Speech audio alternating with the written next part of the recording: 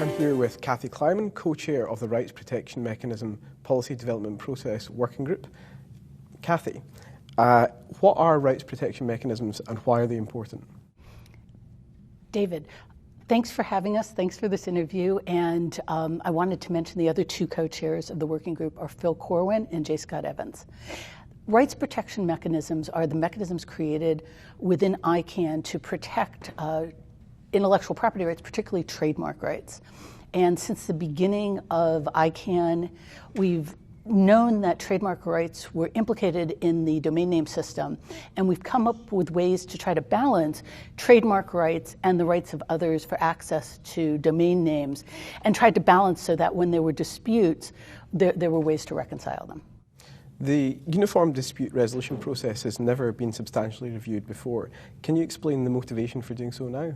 The uniform dispute resolution policy and process are the oldest consensus policies within ICANN, and they haven't been reviewed because we haven't really had a chance to sit down and take a big look at them. And we've been busy creating new rights protection mechanisms that we'll talk about in a second. So we didn't have a chance to roll back to the very beginning to take a look. And that's part of the purpose of this working group, to look at both new and older rights protection mechanisms and really get a big picture. Could you talk us through the areas that the working group has already identified for review and the phased approach which you're going to take?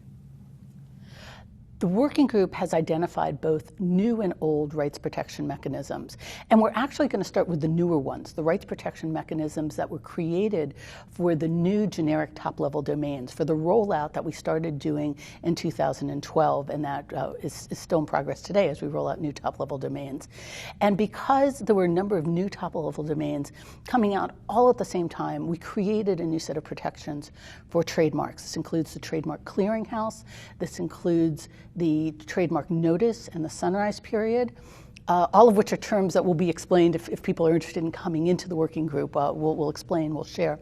And it also includes the URS, the Uniform Rapid Suspension.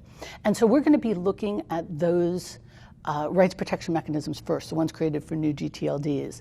And then we're going to go back in phase 2 and look at kind of the grandfather of them all, the foundation, which is the Uniform Dispute Resolution Policy. And there are a number of other community initiatives ongoing at the moment, particularly the new GTLD subsequent procedures, PDP, which are closely related to this area of work. How is that being accommodated within the working group's activities? That's a very good question. So in order to roll out new top-level domains, there's a number of reviews that have to take place. We have to review and rethink areas of the new GTLD applicant guidebook. And only one of those areas is rights protection mechanisms. There are all sorts of other areas from the application process to the review process to the contention process that are being reviewed by a different working group, the subsequent procedures working group. So of course we have to coordinate, and we're going to be holding regular meetings of the co-chairs of the subsequent procedures working group, along with the co-chairs of the rights protection mechanisms working group, to coordinate and make sure that we're working with issues along a time frame that's useful for the work that they're doing. We've also appointed liaisons, people who, God bless them, are members of both of the working groups and spending the time in both of them, and who will help us coordinate and share information across both working groups. And so together we can kind of finish up hopefully in around the same time frame so that we can open up new rounds of new GTLDs. So the Helsinki meeting is taking place under the new policy forum format. What opportunities for community involvement will this new format present? Another good question, because this is a new type of meeting with actually much more time to participate in the policymaking process. The new rights protection mechanism working group is going to have 2 meetings.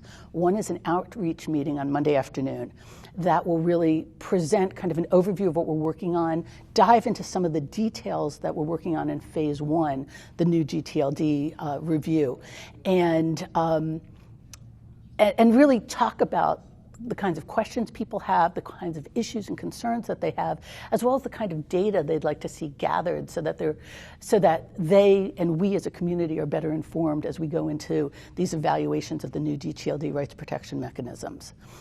Then we have another meeting on Thursday morning, which will be the working group itself.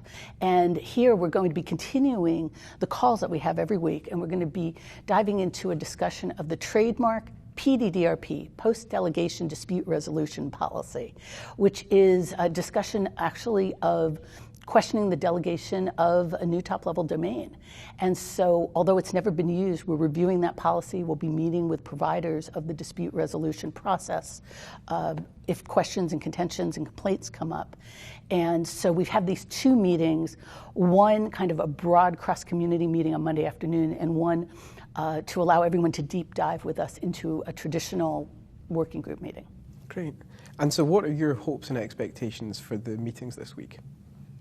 I hope that the meetings this week will create a broader interest and outreach across the community for more participation in the working group. We have a number of members, but we could always use more, and particularly if people who have some experience in some of the rights protection mechanisms that we're working with, issues, concerns, ideas, but also those who don't and who want to come with us down the path of looking at rights protection mechanisms. So we're hoping that the tapes are viewed by others, maybe who couldn't participate in the meeting, and also that if people are interested, they'll come in either as observers or as members, and if they have questions, that they'll reach out to the co-chairs and ask us questions so that we can help facilitate their increased participation. Great, and it sounds like it's going to be a busy week, so thank you very much for sparing us time today. Thank you for your questions, David.